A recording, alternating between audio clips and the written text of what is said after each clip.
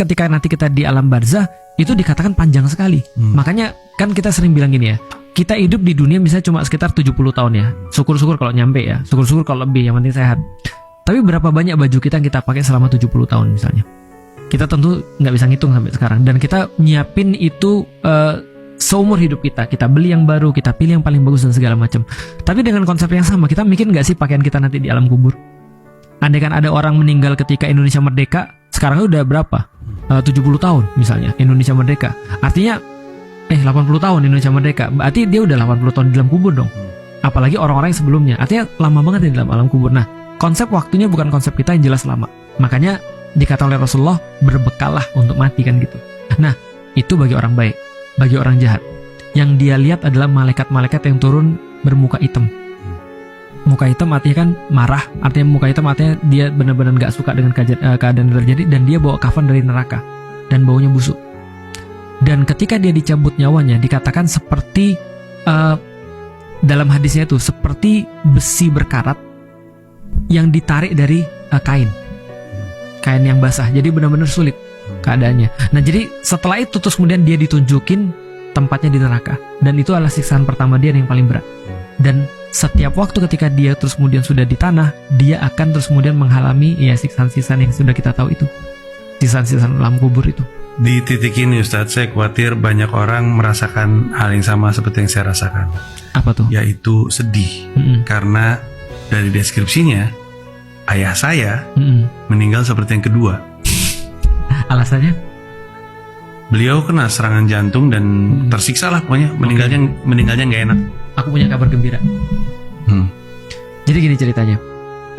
Ada banyak orang yang sering agama itu adalah transaksional. Kalau kamu berbuat baik di dunia, kenapa kamu pengen surga? Karena aku udah berbuat baik di dunia. Kenapa kamu boleh minta kepada Allah? Karena aku sudah ibadah gini-gini. Sebenarnya di satu titik transaksional ini menjadi tidak ada masalah. Tapi menjadi masalah ketika itu jadi sebuah tujuan di dalam hidup. Artinya kita nggak akan berbuat sesuatu kalau tidak ada janji sesuatu. Apa yang membuat transaksional ini jalan? Fisikal. Orang menjadikan fisikal sebagai tanda. Contoh misalnya kayak gini ya. Antum pernah ketemu dengan orang-orang yang ini nggak ketika kita bilang, ini nih dompetku hilang. Kayak kemarin nih misalnya, motorku hilang misalnya. Aku bilang motorku hilang, orang bilang, Ustadz kali pas beli nggak pakai bismillah. Jadi seolah-olah harus ada transaksional yang terjadi di situ dan sesuatu bersifat fisik.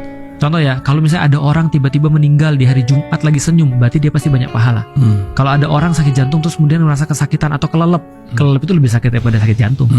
Itu pasti dia kemudian meninggal karena dia banyak dosa. Apa kabar yang terjadi di Gaza? Meninggalnya aku yakin secara fisikal lebih parah daripada bapak, gitu kan ya. Tapi apakah kita bisa menjudge bahwasanya itu adalah mati su'ul khotimah? Jawabannya tidak. Kita cuma bisa mengatakan kalau ada orang yang meninggal dalam keadaan tenang, insya Allah ini husnul khotimah. Tapi kalau ada orang yang meninggal dalam keadaan sulit, kita bisa katakan bahwasanya alhamdulillah bisa jadi dia punya kesalahan-kesalahan ketika di dunia dan semuanya sudah dinolkan oleh Allah dengan kesakitan. Jadi semuanya jadi baik kan. Tapi yang sudah pasti adalah kita nggak tahu nih kita matinya seperti apa. Tapi yang jelas bekal itu harus ada. Dan termasuk salah satu bekal adalah anak yang soleh kan gitu. Artinya Mas Panji dalam keadaan ini punya keadaan yang lebih baik daripada aku. Mas Panji sudah jelas bapaknya mati dalam keadaan Islam. Meskipun kita nggak tahu ibadah-ibadah dia di dunia, tapi aku nggak tahu bapakku mati dalam keadaan apa atau ibuku mati dalam keadaan apa. Artinya kalau andai kan kayak yang sudah terjadi, nenekku mati, jelas bukan muslim. Aku mau doain gimana caranya? Paling cuma dalam hatiku aja kan, aku sayang sama nenekku, aku dulu dibesarin sama nenekku ketika masih kecil. Aku cuma bisa bilang dalam hati aja, mudah-mudahan somehow ketika dia mati dalam keadaan baik misalnya. Atau kayak kemarin ketika kita lihat Greta Thunberg, lalu kemudian segala macam orang-orang, dan mereka bukan orang pertama loh mas. Ada satu orang Amerika meninggalnya digiles tank Israel. Aku baca seluruh ininya, seluruh biografinya, dan aku mikir, ya Allah kalau boleh di hari akhir aku bilang meskipun dia bukan muslim, aku tuh jadi saksi dia tuh lebih muslim daripada orang muslim. Boleh nggak sih dia masuk surga gitu? Kan kita pengennya kan begitu kan ya. Nah tapi balik lagi soal kematian ya, yaitu balik lagi rahasianya Allah dan tinggal kita mikirin kita punya bekal atau tidak. Tapi kalau bisa kejadian seperti apa ya kita harus selalu berhusnuzon dengan itu.